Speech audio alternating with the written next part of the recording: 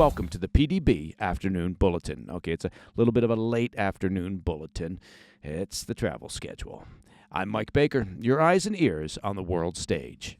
All right, let's get briefed. Now, before we dig into our main stories for this afternoon, just some breaking news. A sad story out of Germany where a vehicle drove into a crowd at a Christmas market located approximately 2 hours west of Berlin. Details are few at this stage, although there's at least one fatality and upwards of a reported 60 to 80 injuries. According to German authorities, the driver of the vehicle is in custody, and some reports indicate that there were explosives in the vehicle. The German authorities have now described it as a terrorist attack, and this, unfortunately, is reminiscent of a similar terrorist attack on a Berlin Christmas market back in December of 2016 that killed 12. We'll keep an eye on the investigation and report further as details emerge. First, though, coming up in today's afternoon bulletin, an update from Syria, where the U.S. has managed to take out the top leader of ISIS in a precision strike as U.S. diplomats traveled to Damascus for their first in-person meeting with Syria's rebel leaders. Then, Vladimir Putin apparently has a senior moment, or perhaps he's just simply off his meds, as he suggests that Russia and the West engage in an experimental missile duel over Ukraine. Yeah, prompting Ukrainian President Zelensky to call the Russian leader a, quote, dumbass. Okay. But first, our afternoon spotlight. I want to begin with an update on U.S. activity inside Syria following the collapse of the Assad regime, as the American military steps up assaults on ISIS strongholds, while top U.S. diplomats meet in person with Syria's new leaders for the first time. U.S. Central Command, or CENTCOM, announced Friday that their forces had carried out an airstrike in eastern Syria that has killed ISIS leader Abu Yusuf. Officials added that another unnamed ISIS operative was also taken out in the precision strike. That's according to a report from the Jerusalem Post. CENTCOM said the strike was carried out in an area formerly controlled by the Assad regime and the Russians, where ISIS fighters are now working to reconstitute their battered terror army, ambitions, of course, that the U.S. is intent on thwarting. Since Assad's ousting on December 8th, the U.S. has unleashed a number of strikes across Syria targeting known ISIS camps and operatives in an effort to disrupt and degrade the terror group. In a statement on Friday, CENTCOM said, quote, the United States, working with allies and partners in the region, will not allow ISIS to take advantage of the current situation in Syria and reconstitute. We will aggressively target these leaders and operatives, including those trying to conduct operations external to Syria, end quote. Now, General Michael Eric Kurilla, the commander of CENTCOM, noted that the threat from ISIS is more pressing than ever since Assad's downfall. He warned that the group is attempting to free some 8,000 ISIS operatives from detention centers across Syria, where they're currently imprisoned. While the death of their leader is, certainly a blow to the terror group, significant concerns do remain about what will become of their army of imprisoned fighters. As we discussed earlier this week on the PDB, the prisons are overseen by the Syrian Democratic Forces, the SDF, and that's a U.S.-backed coalition primarily led by Kurdish groups. But Turkey, which is, as you might recall, a NATO ally, views the Kurdish-led SDF as a threat and has launched repeated attacks on them through Turkish-backed militias, diverting the attention of SDF troops who are guarding the facilities.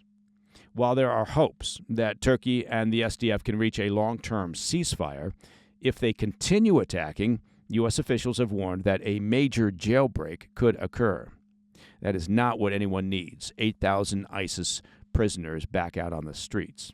As the U.S. works to contain the threat of an ISIS resurgence, the Biden administration has also begun holding discussions with Syria's new leaders.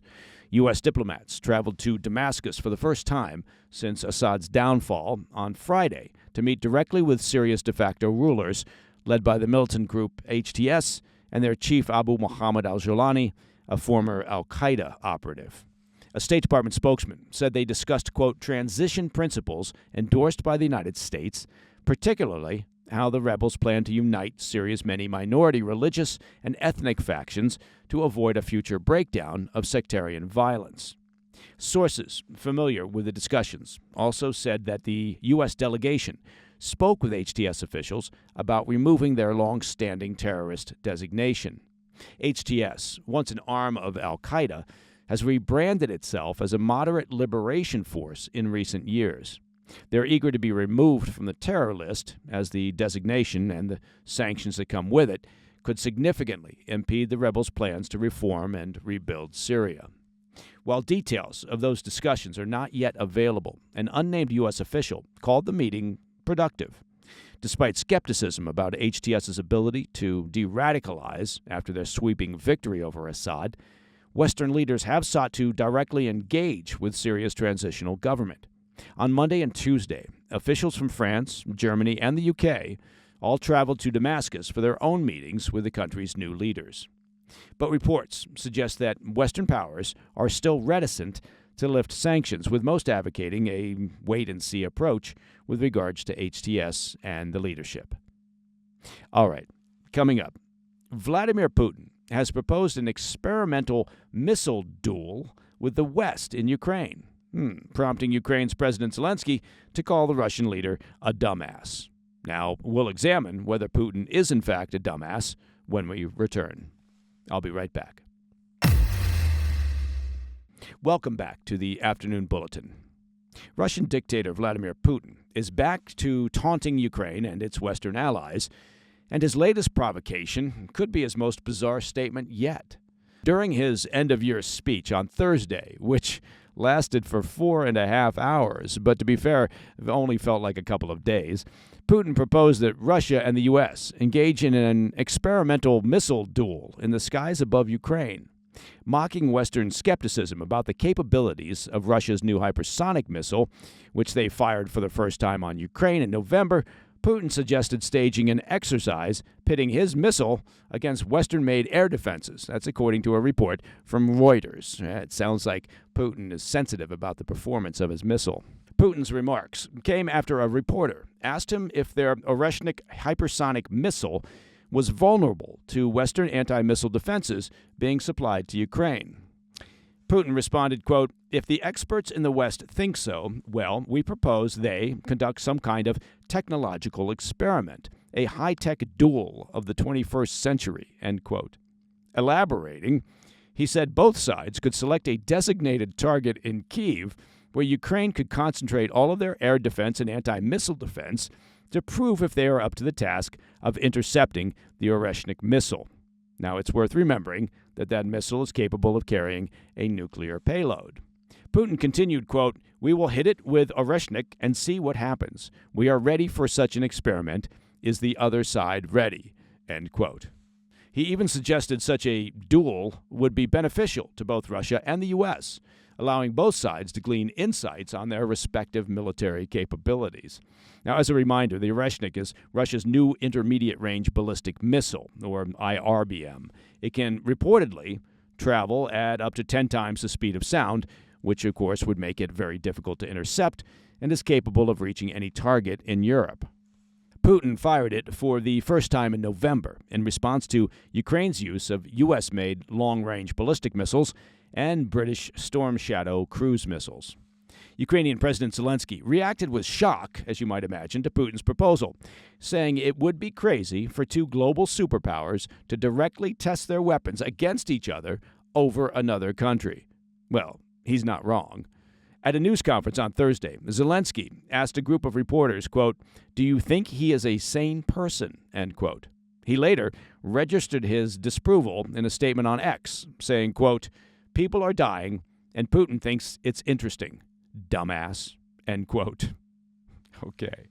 Ridiculous challenges to the West aside, Putin also reiterated threats against Ukraine and their leaders during his address on Thursday, suggesting Kyiv's decision-making centers were viable military targets. Then, on Friday, his forces unleashed a barrage of ballistic missiles on Kyiv during rush hour, killing at least one person, injuring more than a dozen, and damaging 6 embassies and other buildings across the Ukrainian capital.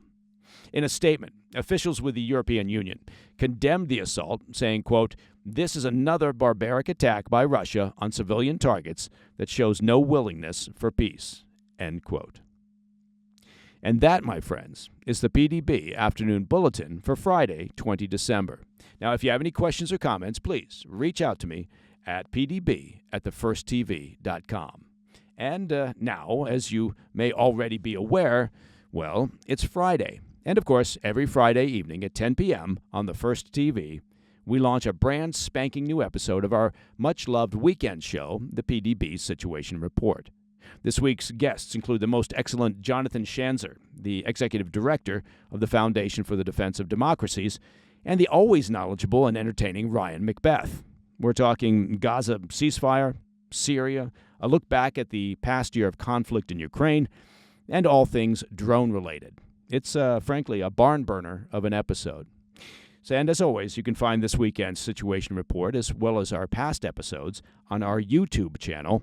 You can find that at President's Daily Brief, and of course, on all podcast platforms. I'm Mike Baker, and I'll be back over the weekend with the PDB Situation Report. Until then, stay informed, stay safe, stay cool.